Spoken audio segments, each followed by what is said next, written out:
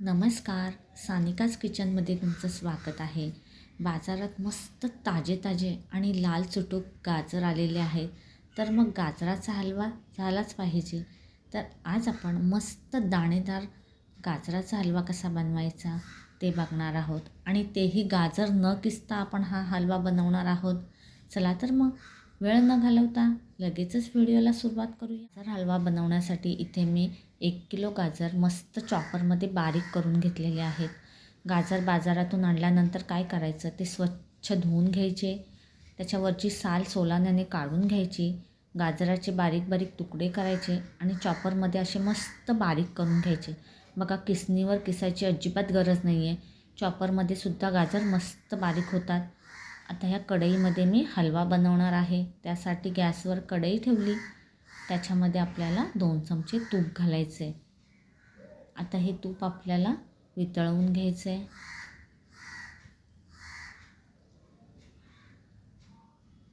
हे बघा, तूप चांगलं वितळलं. आता ह्याच्यामध्ये आपल्याला बारीक केलेला गाजर घालायचं आहे. आता हा गाजर मी ह्याच्यामध्ये सगळा घालून घेतला. आता मोठ्या आचेवरच आपल्याला काय करायचं आहे, गाजर 3 ते 4 मिनिट चांगला परतून घ्यायचं आहे. हे बघा, आच मोठीच ठेवायची आपल्याला आणि मोठ्या आचेवर 3 ते 4 मिनिट ह्याला चांगलं परतून घेऊया.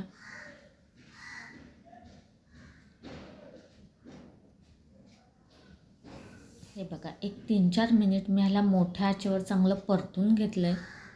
आता आपल्याला काय करायचं आहे, ह्याच्यावर झाकण ठेवायचं आहे आणि मंद आचेवर ह्याला 4 ते 5 मिनिट चांगली वाफ द्यायची. 5 मिनटं झालेली आहेत. झाकण काढायचं आहे. ह्याला एकदा हलवून घ्यायचं आहे.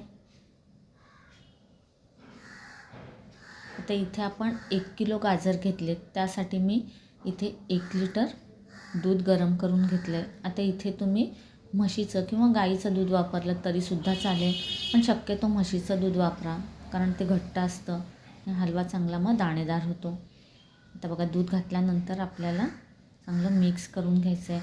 आता इथे तुम्ही दुधाऐवजी खवा वापरलात किंवा खवा आणि दूध असं मिळून मिक्स वापरलात तरीसुद्धा चालेल. आता ह्याला चांगली उकळी घेऊया. हे बघा, 2-3 मिनटातच मोठ्या आचेवर ह्याला चांगली उकळी आली आहे. उकळी आल्यानंतर काय करायचं आहे, आपल्याला हे सगळं मिक्स करून घ्यायचं आहे आणि मोठ्या आचेवरच दूध आटेपर्यंत ह्याला असंच ठेवून द्यायचं आहे. फक्त अधूनमधून ह्याला ढवळत राहायचं आहे. जर ढवळलं नाही तर खाली लागलं जाईल, म्हणून अधूनमधून ढवळून घ्या. हे बघा, 15 ते 20 मिनटं झालेली आहेत आणि दूध बघा बऱ्यापैकी आटलेलं आहे.